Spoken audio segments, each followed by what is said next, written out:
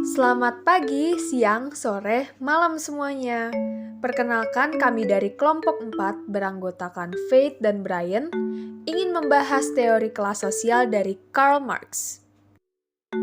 Siapa sih yang gak kenal sama Karl Marx? Iya, ia adalah bapak sosialisme sekaligus tokoh yang merumuskan teori kelas sosial loh. Sebelum masuk ke pembahasan teorinya, yuk kita simak dulu biodata singkat dari Karl Marx. Karl Marx, yang bernama lengkap Karl Heinrich Marx, lahir pada tahun 1818 di kota Trier di perbatasan barat Jerman yang waktu itu termasuk Prusia.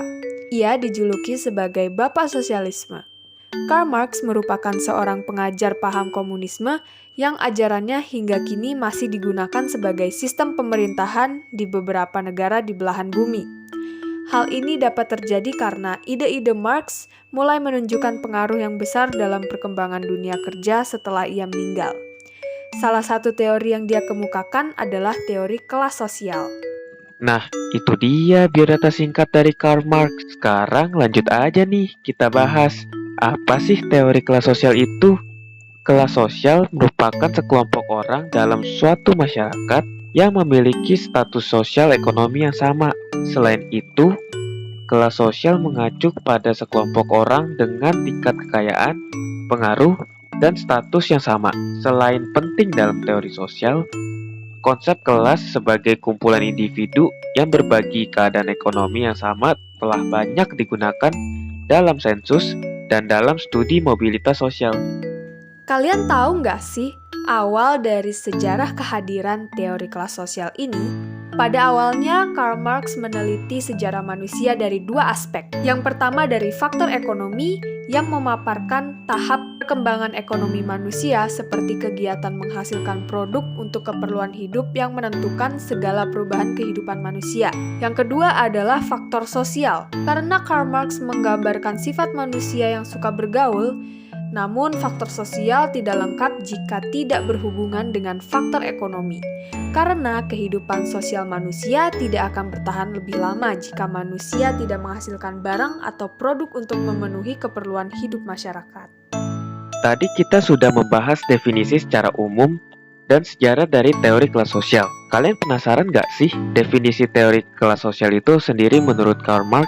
Nah, kelas sosial menurut Karl Marx merupakan gejala khas yang terdapat pada masyarakat pasca feodal. Tradisi Marxis mendefinisikan kelas dalam dua cara, yaitu yang pertama sebagai kategori individu yang berada di lokasi yang sama, dan yang kedua sebagai aktor sosial budaya dan agen politik. Marx mengemukakan bahwa masyarakat terbagi dalam dua kelompok utama yang saling bermusuhan ke dalam dua kelas yang saling berhadapan secara langsung, yaitu bourgeois dan proletariat. Bourgeois bisa dibilang sebagai kelas penguasa atau kelas kapitalis. Kelas penguasa atau kelas kapitalis memiliki kekuasaan untuk mengontrol alat-alat produksi. Menurut Marx, kelas yang mengontrol sarana produksi material juga dapat mengontrol sarana produksi mental.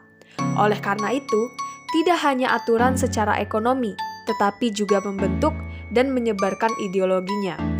Di zaman feodal, tanah adalah sarana utama produksi, sedangkan dalam masyarakat kapitalis, sarana produksi utama adalah mesin dan sumber daya keuangan. Jadi, kaum bangsawan feodal memegang dan mengendalikan tanah dan membentuk kelas penguasa atau kelas kapitalis di panggung feodal. Kapitalis atau bourgeois mengontrol mesin dan sumber daya keuangan serta menciptakan keputusan atau eksploitas kelas di panggung kapitalis. Yang kedua adalah proletariat yang bisa disebut sebagai kelas pekerja atau kaum buruh. Kelas pekerja atau kaum buruh adalah kelas yang dieksploitasi yang tidak memiliki kekuasaan untuk mengontrol sarana produksi.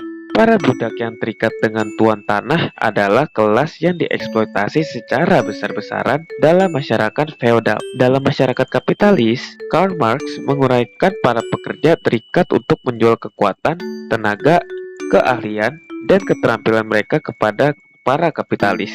Akibatnya, para pekerja tidak memiliki kendali atas hasil pekerjaan mereka dan mereka menjadi terasing dari sifat mereka sendiri di satu sisi dan juga terasing dari manusia lain serta dari pekerjaan mereka.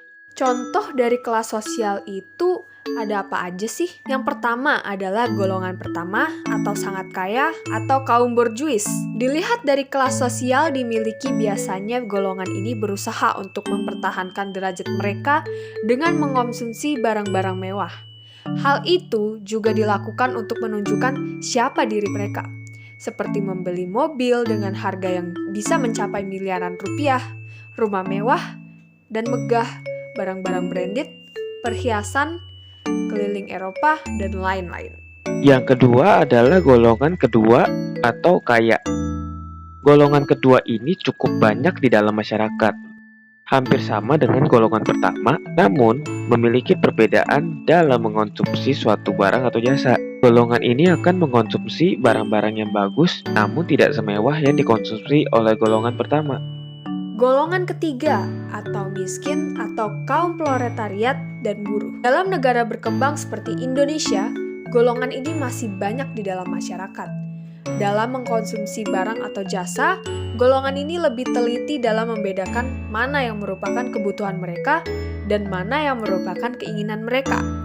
Biasanya, golongan ini akan lebih mengutamakan barang atau jasa yang benar-benar mereka butuhkan, seperti makanan pokok, pakaian untuk sehari-hari, tempat tinggal. Golongan ini tidak berpikir bagaimana cara untuk menunjukkan setinggi apa kelas sosial mereka, karena untuk keperluan sehari-hari pun mereka kadang mengalami kesulitan. Itu dia bahasan kelas sosial kita kali ini. Gimana nih? Sekarang jadi paham kan apa itu teori kelas sosial dari Karl Marx? Nah, sekian video pembahasan tentang teori kelas sosial dari kami. Terima kasih yang sudah menyimak video ini dari awal sampai akhir. Sampai jumpa di lain waktu. Bye-bye.